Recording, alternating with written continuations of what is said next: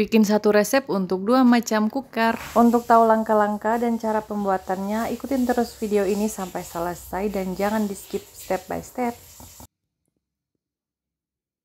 Nah, di sini sudah ada bahan-bahannya. Untuk lebih jelasnya sudah saya tulis di video. Lanjut kita masukin 4 butir kuning telur dan setelah itu masukin mentega. Di sini saya pakai mentega Blue Band. Kalau mau nastarnya lebih lumer, lebih harum dan lebih lembut lagi, gunakan mentega Wisman sedikit. Nah, selanjutnya diaduk-aduk sampai telur dan menteganya tercampur. Kalau mau diaduk bisa juga menggunakan mixer, tapi jangan terlalu lama sampai semuanya tercampur saja. Di sini saya hanya pakai whisker atau pengaduk. Nah, kalau sudah tercampur seperti ini, masukkan gula halusnya. Untuk tingkat kemanisannya sesuai selera ya, mau banyak atau dikit sesuaikan dengan selera masing-masing. Di sini saya pakai dikit saja karena untuk makan sendiri jangan terlalu manis. Setelah itu masukin tepung maizena, lanjut diaduk-aduk lagi. Selanjutnya tuang susu bubuknya. Di sini saya pakai Denko 2 bungkus atau setara dengan 54 gram. Dan lanjut diaduk-aduk lagi sampai semua tercampur dengan rata. Kalau teksturnya sudah seperti ini, jangan lupa aduk menggunakan spatula dan pastikan tidak ada bahan yang bergerindil.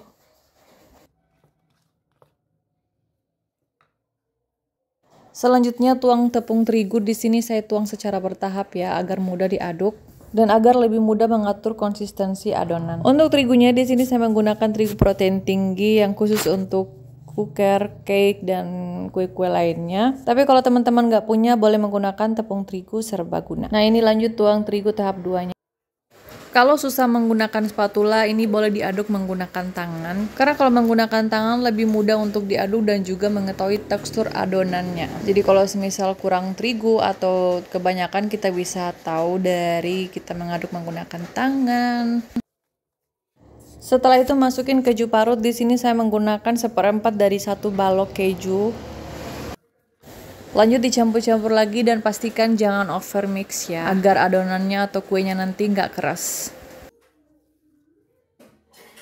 Nah, lanjut sekarang mau dipipikan dulu. Di sini saya gunakan plastik minyak dan lanjut saya pipikan menggunakan alat yang bisa pipikan adonan.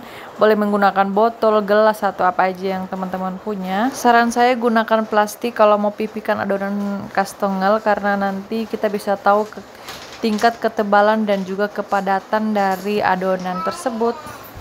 Dan yang pasti ketebalan setiap cetakan nanti sama persis, nggak ada yang terlalu tebal dan nggak ada juga yang terlalu tipis.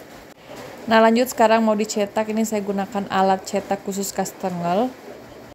Kalau di rumah teman-teman nggak punya alat pencetak kastengel, teman-teman bisa gunakan pisau atau alat potong lainnya seperti spatula dan pastikan semua ukurannya sama rata ya, agar nanti kastengelnya lebih terlihat menarik. Lakukan sampai semua adonannya habis dan setelah itu kita susun di loyang.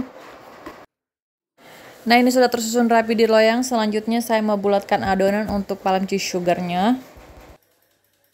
Untuk palm cheese-nya saya pakai gula aren. Di sini tinggal dimasukin aja adonan yang sudah dibulatkan tadi. Terus diaduk-aduk sampai adonannya terbalur gula aren.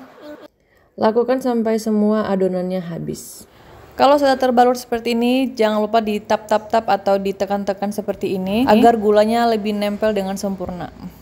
Nah, ini adonannya sudah selesai dibaluri gula aren, sekarang mau dipanggang dan sebelumnya ini saya mau oles dulu kastengelnya menggunakan 1 butir kuning telur dan 1 sendok makan margarin yang sudah dicairkan. Dan setelah itu ditaburi keju yang sudah diparut. Sebenarnya untuk adonan satu ini bisa membuat beberapa cooker seperti nastar atau putri salju dan masih banyak kue lainnya. Tergantung dengan kreativitas kita aja mau kasih topping atau isian yang seperti apa. Untuk kejunya di sini saya parut sangat halus ya, agar lebih mudah membalur kuenya dan juga nggak boros keju. Ini sudah dikasih topping semua, lanjut mau dipanggang.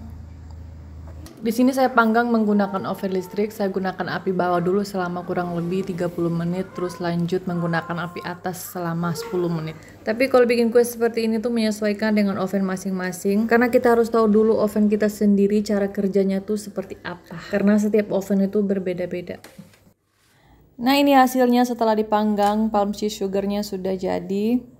Untuk adonan yang tadi saya menghasilkan hampir 4 toples, tapi di sini saya tunjukin ke teman-teman cuma 3 toples saja dan ini hasilnya. So, sekian aja video hari ini, semoga bermanfaat dan kalau teman-teman suka silahkan coba resepnya, semoga berhasil. Dan ditunggu video-video selanjutnya dari My Eman. Bye-bye.